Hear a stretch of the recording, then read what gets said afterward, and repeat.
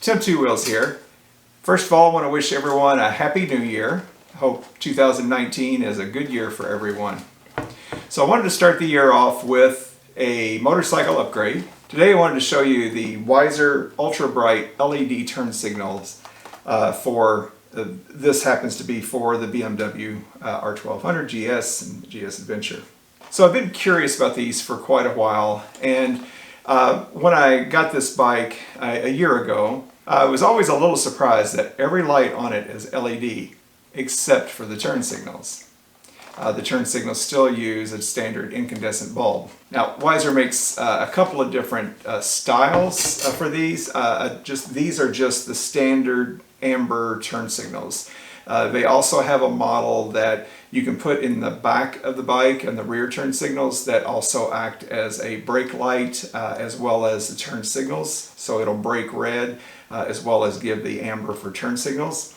They also make a different model for the front that will act as white driving lights and amber turn signals. Those are considerably more expensive, and in my opinion, I'm not so sure it's worth it. I already have auxiliary brake lights and I already have awesome driving lights. So really all I wanted to do was to upgrade the turn signals to the LEDs by using this. Now each of these packages comes with two, so you will need to buy a set for the front and a set for the rear if you want to do all four. Today I'm going to show you how to install these, and we're going to be installing them on the rear of the bike.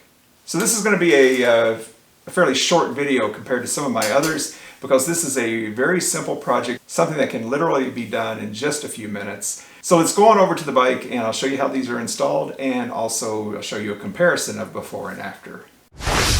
I want to thank toolvector.com for their support of Tim Two Wheels. While you're there, use the T2W discount code. You'll save 10% on your order. Okay, so here I am at the back of the bike, and I'm going to be installing these Weiser LED turn signals, the Ultrabright LEDs. It comes with a nice little instruction sheet here that steps you through exactly what you need to do. It's a pretty simple install. This will be a short video. The tools that you probably will need is, one, a very small Phillips head screwdriver to remove this one screw that's right here at the very tip of the turn signal. I have also a small little flat blade screwdriver to help remove things. You do not want to pry because these plastics are very, very delicate. And then I also have a pair of needle nose pliers just to help with pulling the wire connectors, the spade connectors, off the back. So for this demonstration, I'm going to be replacing the right rear turn signal here. So to begin with, let's remove this one little screw here.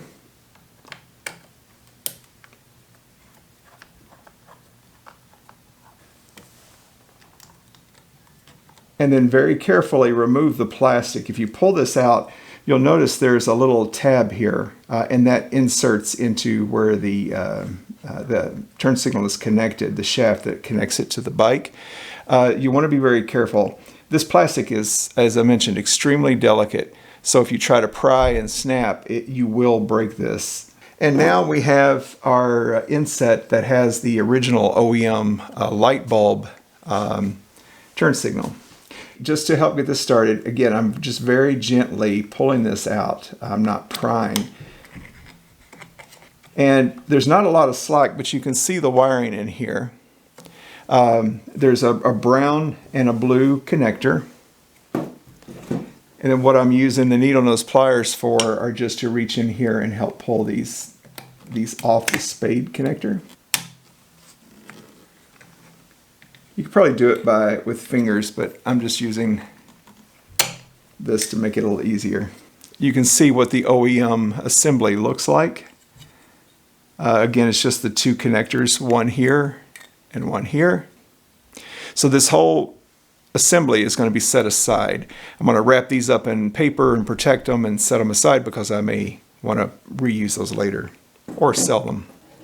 So with the Weiser replacement element, you'll notice there's these two spade connectors on the back here.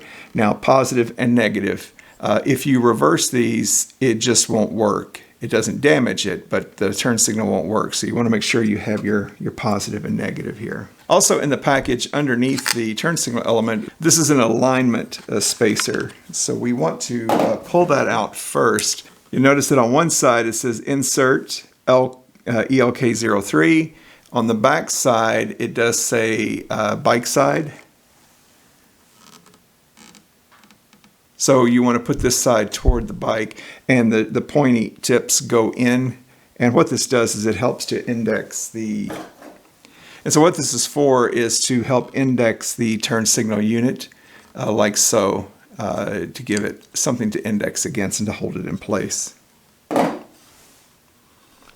So again, with the bike side facing the bike, I'm going to just insert this right around the recess and just push it in, and like so, it's in there, it locks into place. All right, so next, it's simple, just reattach the wires. And of course the positive, I found that the blue is our positive line, and then that would leave the brown to go on the negative terminal. Now again, my bike is a 2017 model, so I don't know if that would vary throughout the years. Okay, so as we seat the turn signal assembly, or the light, the LED assembly, it'll set just inside the casing all the way around. Now, one thing I've noticed, it doesn't really want to lock in place and stay in there, so sometimes, see, when I let off on it, it wants to pop out just a tad. But it's okay. So now as we go to replace our turn signal lens cover, you want to be extremely careful with this little tab, because I have broken one without really even trying. So the trick is that you want to put it in like this at an angle and then seat it so that this goes in this little tube back here. Now the Weiser instructions do warn you about how delicate the plastics are and that it can break. So you want to make sure that you're seated flush on this edge and this edge. So now that we have the backside seated properly and it's flush, we want to go ahead and bring this side in and make sure it seats flush against here. On some of these I've had like the board stick out a little bit, and I've just used my small flat blade screwdriver to reach in here and press the board in so that it seats flush. Because it is possible to where it will pinch it between the housing and the lens, and your cover is not all the way on. So now we're just going to tighten this screw up. Again, there's no reason to really torque this down super tight. You just want to snug things up. It doesn't need to be really too tight, because you don't want to crack this or strip out the housing. This screw is just holding this clear plastic lens on. And that's it. That's all there is to replacing your OEM turn signals with the Weiser LEDs. Let me turn that on and let you see what that looks like right there.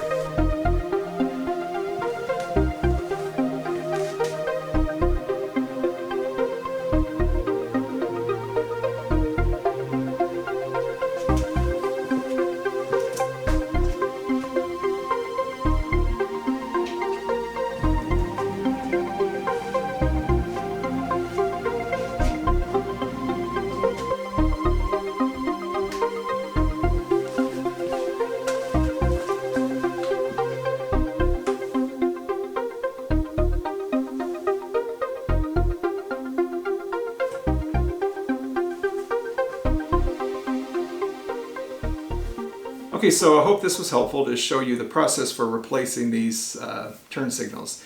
Even though it's a very simple project, I just wanted to step through and show you what it's like. I think the side-by-side comparison is important to see. They are brighter than the OEM turn signals, which is important, and the fact that they're LED as opposed to a light bulb with a filament that could burn out, that will burn out and break, I think is an advantage.